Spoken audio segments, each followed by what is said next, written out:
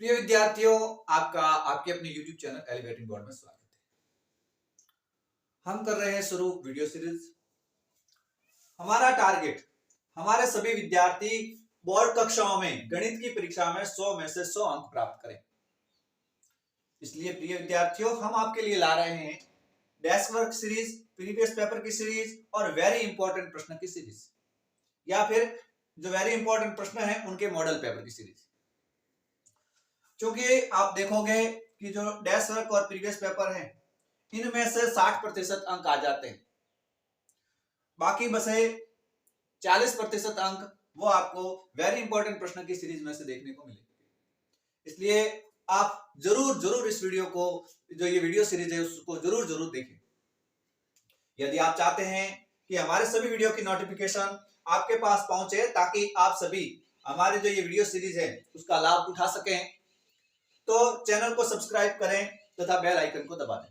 यदि आप channel subscribe करते हो तो सारे के सारे वीडियोस आपके पास पहुंचेंगे और आप भी प्राप्त कर सकते हो 100 में से 100 अंक। प्रिय विद्यार्थियों, यदि आप चाहते हो कि हम इस प्रकार की सीरीज इंग्लिश और विज्ञान विषय के लिए भी लेके आए, तो कमेंट करें कि ऐसी सीरीज विज्ञान और गणित विषयों के लिए भी लाई जाए और ज्यादा से ज्यादा चैनल को सब्सक्राइब करें। प्रिय विद्यार्थियों, अब आप सीखने जा रहे हो इस वीडियो के माध्यम से HCF अर्थात मसब। मसब की फुल फॉर्म होती है महत्तम समापवर्ती। मसब की क्या फुल फॉर्म होती है? महत्तम समापवर्ती। यदि इस वीडियो को आपने शुरू से लगा करके अंत तक देखा है तो आप HCF ज्ञात करना सीख जाओगे। ठीक है, हम HCF को ज्ञात करना प्रश्नों के माध्यम से सीखेंगे। तो आइए पहला प्रश्न लेते हैं, 26 व 91 का HCF ज्ञात करना। तो जिन संख्याओं का आपको HCF ज्ञात करना है उन संख्याओं का बारी बारी से अभाज्य गुणनखंड निकालते हैं। जैसे पहले 26 का अभाज्य गुणनखंड निकालेंगे, फिर 91 का अभाज्य गुणनखंड निकालेंगे, और भी आगे कोई संख्या होती है तो उनको भी बारी बारी से अभाज्य गुणनखंड निकालते हैं। प्रिय विद्यार्थियों, एक बात और, यदि आपको अभाज्य गुणनखंड आता है दैट्स वेरी गुड। यदि नहीं आता है तो अभाज्य गुणनखंड का हमारा एक सेपरेट वीडियो हमारे जो चैनल है यूट्यूब चैनल उस पर पड़ा है। आप चाहें तो आप देख सकते हो, और वो देख लिया तो फिर आपको परेशानी नहीं होगी। तो आपको यदि अभाज्य गुणनखंड नहीं आता है तो सबसे पहले काम करना है कि पहले वो अभाज्य गुणनखंड वाला जो वीडियो है वो पहले देखें। पहले आपको कौन सा वीडियो देखना है? अभाज्य गुणनखंड वाला, न कि ये वाला वीडियो। ये वाला वीडियो कब देखना है? जब आप अभाज्य गुणनखंड वाले वीडियो देखें और आपको अभाज्य गुणनखंड अच्छे से समझ में आ जाए। ठीक है, अब देखो यहाँ पर 26 का अभाज्य गुणनखंड करते हैं।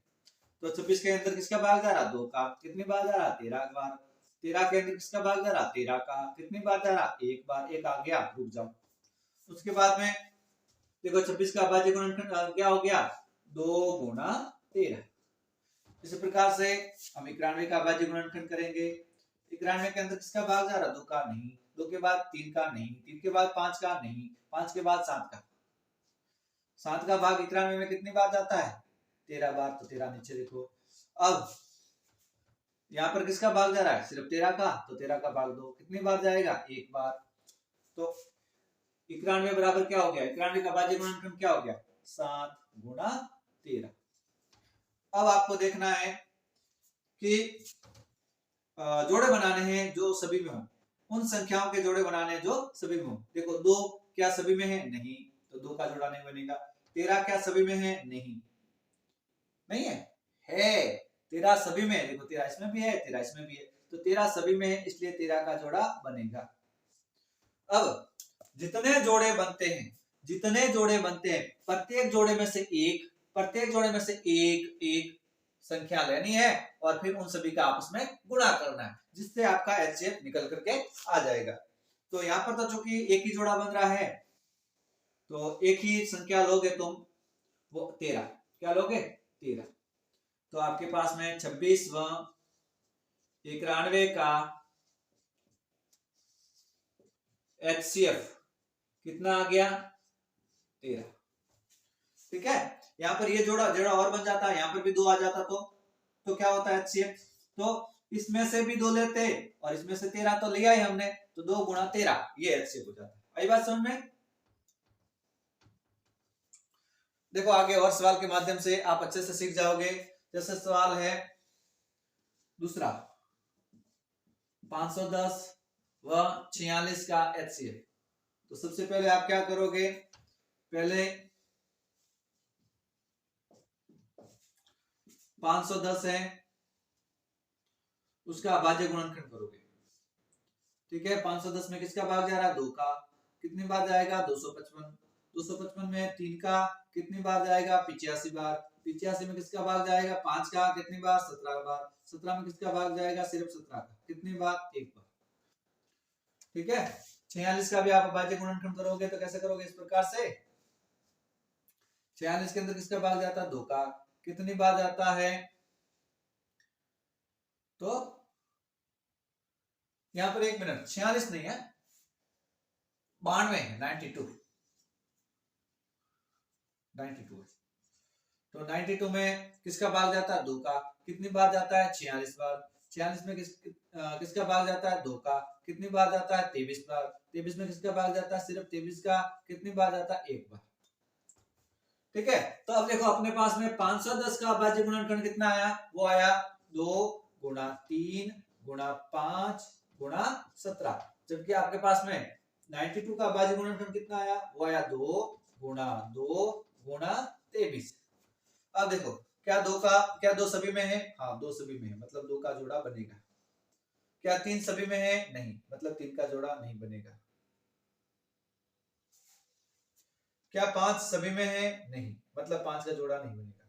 क्या 17 सभी में है, नहीं, मतलब 17 का जोड़ा भी नहीं बनेगा। तो आपने देखा कि यहाँ पर भी सिर्फ और सिर्फ एक जोड़ा बन रहा है, वो कौन सा, 2 का। तो मतलब कि आपके पास 510 और 92 का HCF आएगा, वो कितना आएगा, 2। अर्थात यहाँ पर 510 व 92 का HCF कितना आ गया, 2।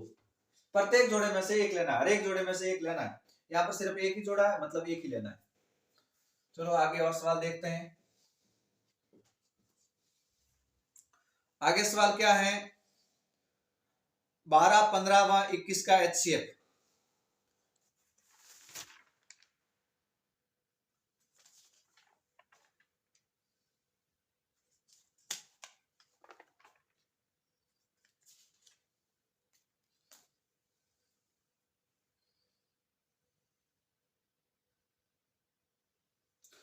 चलो एक सवाल लेते हैं, 336 व 54 का HCF। 336 व 54 का HCF। तो सबसे पहले 336 का अभाज्य गुणनखंड करेंगे। तो 336 का अभाज्य गुणनखंड करेंगे तो क्या होगा, देखो 336 में किसका भाग जाता है, 2 का, कितनी बार जाता है, तो आपके पास में जाएगा ये 168 बार। ठीक है, 168 में किसका भाग जा रहा है, 2 का, कितनी बार जाएगा, ये जाएगा आपके 84 बार। 84 में किसका भाग जा रहा है, 2 का, कितनी बार जा रहा है, ये 84 के अंदर 2 का भाग, तो आप देखेंगे 42 बार। 42 के अंदर किसका भाग जा रहा है, 2 का, कितनी बार, 21 बार। 21 के अंदर किसका भाग जा रहा है, 3 का, कितनी बार जा रहा है, 7 बार। 7 के अंदर किसका भाग जाएगा, 7 का, कितनी बार, 1 बार। तो आपके पास 336 बराबर क्या आ गया, 336 बराबर आ गया 2 गुणा 2 गुणा 2, 2 गुणा 2 गुणा 2 3 बार, गुणा 2 चौथी बार, गुणा 3 और गुणा 7। 1 2 3 4, 4 2 बार, 4 बार 2 है, 1 2 3 4, 4 बार 2, उसके बाद 1 बार 3 और 1 बार 7। ठीक है, सारे हो गए। उसके बाद में 54 का अभाज्य गुणनखंड करेंगे। किसका भाग जाता है, 2 का, कितनी बार जाता है, 27 बार। ठीक है, 27 के अंदर किसका भाग जाता है, 3 का, कितनी बार जाता है, 9 का, 9 बार। 9 के अंदर किसका भाग जाता है, 3 का, कितनी बार जाता है, 3 बार। 3 के अंदर किसका भाग जाता है, 3 का, कितनी बार जाता है, 1 बार। ठीक है, तो आपके पास 54 का अभाज्य गुणनखंड क्या हो गया, 2 गुणा 3 गुणा 3 गुणा 3, ये हो गया। अब देखो ऐसी संख्याओं के जोड़े बनाओ जो सभी में आता है। क्या ये 2 सभी में आता है, बिल्कुल, देखो 2 इसमें भी है, 2 इसमें भी है। क्या 2 सभी में आता है, तो देखो अब तो 2 कहीं किसी में नहीं आ रहा, इसमें नहीं आ रहा, तो 2 का जोड़ा नहीं बनेगा, 2 का जोड़ा नहीं बनेगा, 2 का जोड़ा नहीं बनेगा। क्या 3 सभी में आ रहा है, तो आप देखोगे 3 सभी में आ रहा है, 3 इसमें भी आ रहा है, 3 इसमें भी आ रहा है। एक 3 का जोड़ा बन जाएगा। क्या 7 सभी में आ रहा? नहीं आ रहा, मतलब नहीं बनेगा। तो 336 व 54 का HCF कितना होगा? तो मैंने कहा था कि जितने जोड़े बने प्रत्येक जोड़े में से एक एक एक उठाना है और सभी का आपस में गुणा करना है। तो इस जोड़े में से एक उठाएंगे 2 और इस जोड़े में से भी एक उठाएंगे क्या? 3। 2 और 3 का गुणा आपस में कर लेंगे, कितना हो जाएगा? 6। 2 गुणा 3 बराबर 6। ठीक है, इस प्रकार से आपका हो जाएगा। उसके बाद में देखो कोई और सवाल है क्या?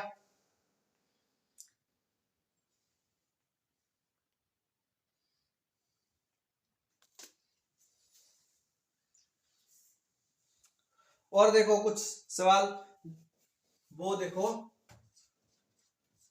कोई संख्या मतलब जो सह अभाज्य संख्या जो आपस में नहीं कटती या फिर ऐसा नहीं करते हैं। चलो एक सवाल देख लेते हैं, जैसे 17, 23 और 29, ये क्या है? अभाज्य संख्या। 17, 23, 29 क्या है? अभाज्य संख्या है।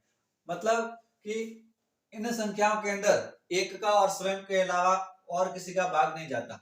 तो अभाज्य संख्याओं का HCF ज्ञात करना है तो अभाज्य संख्याओं का HCF 1 होता है। हमेशा ध्यान रखना, अभाज्य संख्याओं का HCF कितना होगा? 1।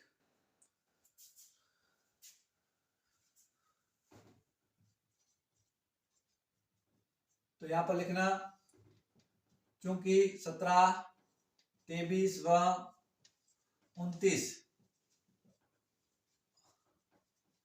अभाज्य संख्या है और अभाज्य संख्याओं का HCF कितना होता है? अभाज्य संख्याओं का HCF 1 होता है। ठीक है, उसके बाद में सह अभाज्य संख्याएं जैसे कि 8, 9 और 25। ये क्वेश्चन पहला है, क्वेश्चन पहला नहीं, पहला, दूसरा, तीसरा, तो ये चौथा हो जाएगा और ये क्वेश्चन कौन सा आ जाएगा? पांचवा।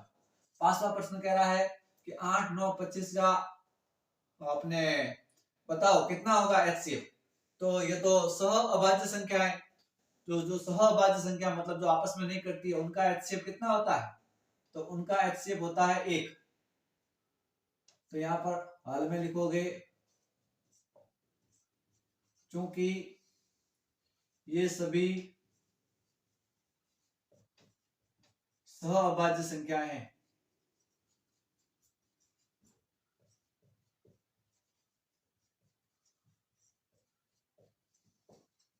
अतः इनका HCF बराबर 1। जो सह अभाज्य संख्याएं इनका HCF कितना होता है? 1 होता है। प्रिय विद्यार्थियों, हमने देखो दो संख्याओं का HCF ज्ञात करना सीखा। ये भी सीखा कि यदि आपके पास में अभाज्य संख्याएं हैं सारी की सारी तो उनका HCF कितना होगा? 1। और यदि आपके पास में सारी की सारी सह अभाज्य संख्या है उनका HCF कितना होगा? 1।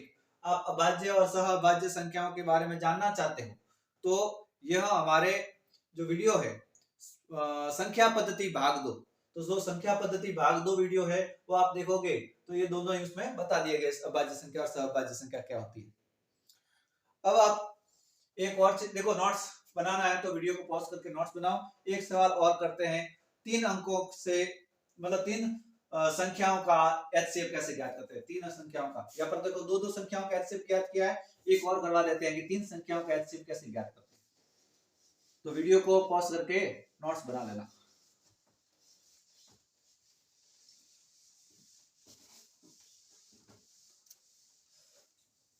तो प्रश्न छठा देख लेते हैं, 12, 15 व 21 का HCF। ठीक है, तो इनका HCF ज्ञात करना तो वही बारी बारी से क्या करना है, इनका भाज्य गुणनखंड, 12 का भाज्य गुणनखंड करोगे 2, 6, फिर 2 का भाग दोगे 3 हो जाएगा, फिर 3 का भाग दोगे 1 हो जाएगा। ठीक है, तो 12 का भाज्य गुणनखंड क्या हो गया? 2 गुणा 2 गुणा 3। उसके बाद में 15 का भाज्य गुणनखंड करोगे, 15 का भाज्य गुणनखंड क्या होता है? देखो किसका भाग जाता है? 2 का नहीं जाता तो 3 का जाता है। 3 का जाता है कितनी बार जाता है? 5 बार। 5 यहाँ लिखोगे, 5 के अंदर 5 के अंदर किसका भाग जाता है? सिर्फ 5 का कितनी बार जाता है? 1 बार। ठीक है, और उसके बाद में और क्या बचा है? 21। 21 के अंदर किसका भाग जाता है? 3 का। कितनी बार जाता है? 7 या 21 होता मतलब 7 बार जाता है। फिर 7 के अंदर किसका भाग जाता है? सिर्फ 7 का। कितनी बार? 1 बार। तो आपके पास 12 बराबर क्या आ गया? 2 गुणा 2 गुणा 3। 15 बराबर क्या आया? 15 बराबर आ गया तुम्हारे पास में 3 गुणा 5 और अपने पास में 21 बराबर क्या आ गया? 21 बराबर आ गया आपके पास 3 गुणा 7। आप देखो क्या 2 सभी में आ रहा है? 2 सभी में नहीं आ रहा, मतलब 2 का जोड़ा नहीं बनेगा। 2 का जोड़ा नहीं बनेगा। देखो 3 है, 3 सभी में आ रहा है, तो आप देखोगे 3 इसमें भी आ रहा, 3 इसमें भी आ रहा, तो 3 सभी में आ रहा है, तो 3 का जोड़ा बन रहा है। सिर्फ एक ही जोड़ा बन रहा है, तो हर एक जोड़े में से एक उठाना है। तो अब यहाँ से आप एक उठाओगे तो क्या 3 का जोड़ा बन रहा है, तो क्या उठाओगे? एक सिर्फ और सिर्फ 3 ही उठाओगे। तो आप देखोगे 12, 15 व 21 का जो HCF है वो कितना हो जाएगा? 3। जो सभी में कॉमन है उन संख्याओं का गुणनफल ही आपके क्या होता है? HCF। जो सभी में कॉमन है उन संख्याओं का गुणा ही आपके क्या होता है? HCF। यहाँ पर तो सिर्फ और सिर्फ कितना है? कॉमन 3 है, तो आपका HCF कितना होगा? 3। यहाँ पर देखो सभी में कॉमन कौन कौन से थे? 2 और 3, तो जो सभी में कॉमन थे उनका गुणा, 2 और 3 का गुणा क्या होगा? HCF। ठीक है प्रिय विद्यार्थियों, यदि आपको वीडियो अच्छा लगा है तो लाइक शेयर सब्सक्राइब करें, और जो भी वीडियो में या फिर यूं कहें जो हमारे चैनल पे नए जुड़ते हैं, नए सब्सक्राइबर हैं, हो सके तो अपना नाम भी बताएं कि सर हमारा नाम ये है और हम आपके नए सब्सक्राइबर हैं। ठीक है, थैंक यू फॉर वॉचिंग।